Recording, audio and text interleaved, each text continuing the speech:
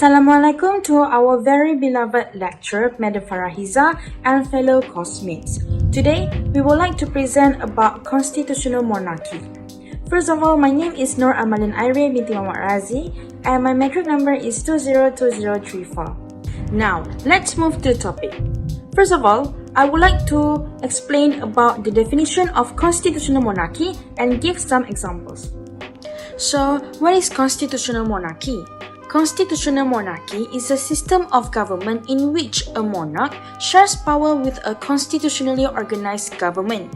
It is also frequently synonymous with British rule, and it still remains in the 16th Commonwealth realms where the British monarch still prevails. The Queen is served outside the United Kingdom by a vice-regal official known as the Governor-General, who functions in the monarch's position and serves as the de facto head of state. Usually, a king or queen serve as the head of state when operating within the bounds of a written or unwritten constitution. The king and a constitutionally organized legislature, such as a parliament, share legislative power in a constitutional monarchy. It has complete control over the government and the people, which is the polar opposite of constitutional monarchies. For example, Canada, Sweden, Malaysia, and Japan are four countries of modern constitutional monarchies in addition to the United Kingdom. Moving on to the examples of constitutional monarchy. In this presentation, I would like to give two examples, which are Malaysia and Japan. So, one of the countries that have a constitutional monarchy is Malaysia. Malaysia is a federal and state-level constitutional monarchy with parliamentary democracy. It is divided into two distinct sections of Peninsular Malaysia and East Malaysia. The monarchy is distinctive although the 9 hereditary sultans elect a young Di-Pertuan Agong for a 5-year term from among themselves. The young Di-Pertuan Agong, who is Malaysia's head of state, will be the king for a 5-year reign. Apart from that, Japan is also a constitutional monarchy with a representative government founded on the principle of separation of powers. In Japan, the emperor is the state's emblem and does not have any legislative powers. It is similar to Malaysia's constitutional monarchy. Only ceremonial roles are performed by the emperor. Hey there! You've arrived at the part where I'll summarize the report. Okay, so what is the report about? The report is about the abdication of Malaysia's 15th king. So, wait, before going deeper, let's just enjoy a little bit of gossip, okay? So, during the time, he was married. We all know that he was married to a Russian woman. So, it has somehow created an assumption, chaos, that he resigned because of that. But is it true? I don't think so. It's just because of his private matters. Maybe it's because of that, but I don't think we should question that. Okay, so let's move on to the real agenda. So the abdication of Sultan Muhammad, which is the Malaysia's 15th king, he pronounced his retirement after 719 days, which is similar to 2 years and about 30 days of possessing the throne. So, is he allowed to do that? Yes, that kind of act is permissible. For a king to resign from his throne, it is permissible in accordance to the Federal Constitution, Article 32, Section 2. And I think that's all. Thank you, Sister Nuha, for your explanation just now. So, how can we actually relate the article with the topic of constitutional monarchy? What is the relationship between these two? All, as defined by Sister Amalin earlier, constitutional monarchy is a system of government in which the monarch, typically the king or the queen, acts as the head of state within parameters of written or unwritten constitution, and shares the power with constitutionally organized government such as parliament. Therefore, Malaysia exercises this principle and the head of the state is called Yang Di-Pertuan Agong. Under the Federal Constitution, which is the written constitution in Malaysia, he is the supreme head of federation. So, according to the article, Sultan Muhammad Kelantan resigned as the 15th Yang di-Pertuan Agong according to the Article 32 Section 2, which states that the YDPA could resign at any time by writing under his hand address to the Conference of Rulers. Moreover, the Malaysian monarch system consists of 9 hereditary ethnic Malay royals who form the Conference of Rulers or Majlis Raja-Raja, and each one of them rule a separate state in Malaysia.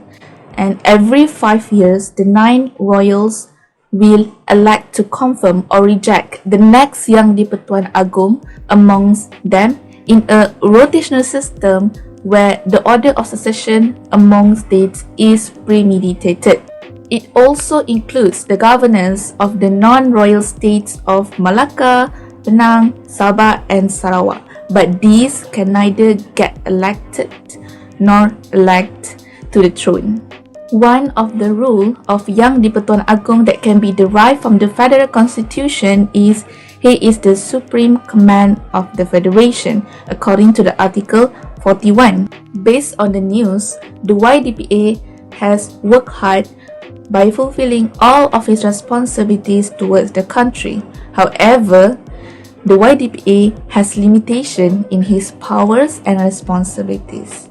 For instance, he cannot take any part in commercial enterprise based on the Article 34, Section 3, and also he cannot take any position with salary during his position as the ruler of his state, according to the Article 34, Section 4.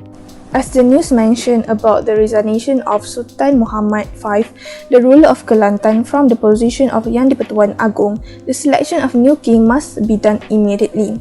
The process of selecting the new king will be conducted by the Conference of Rulers under the Article 38 subsection 2 Clause A of Federal Constitution, which stated that the Conference of Rulers shall exercise its function of electing, in accordance with the provisions of the third schedule, the Yang di-Pertuan Agong and Timbalan Yang di-Pertuan Agong.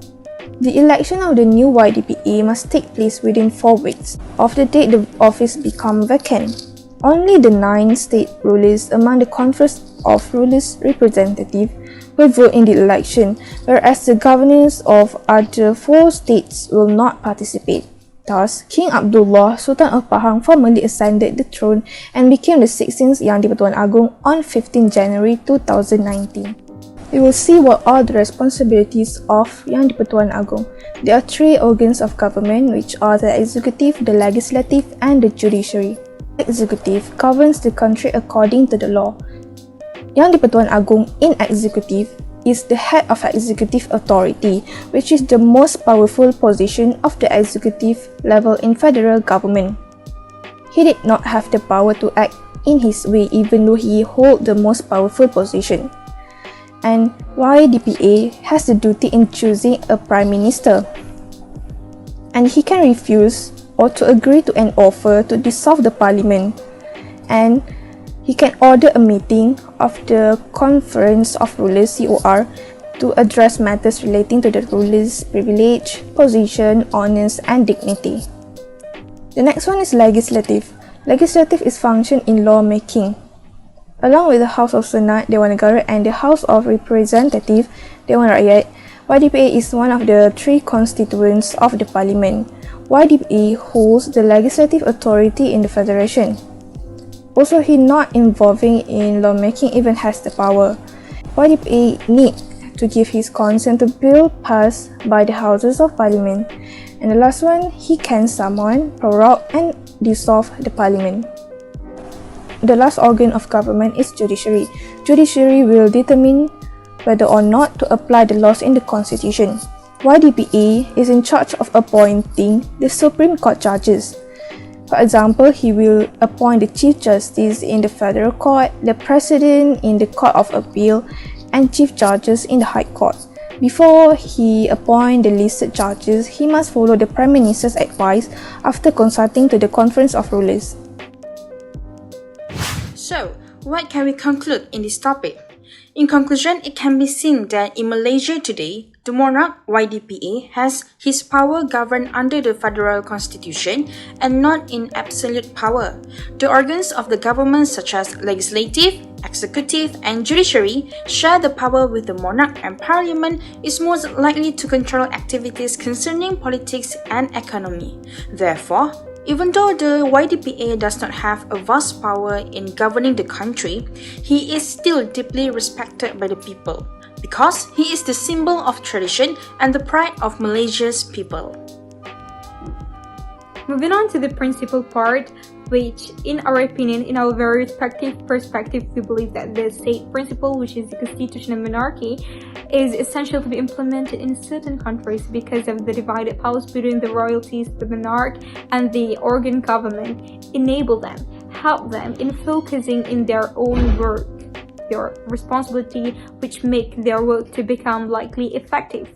And furthermore, we believe that constitutional monarchy may provide continuity and stability, serves as unifying non-partisan state representative, and strengthen the democratic legitimacy by combining traditional and, in some cases, in some countries, religious authority. And I think that's all from us. Thank you for enjoying.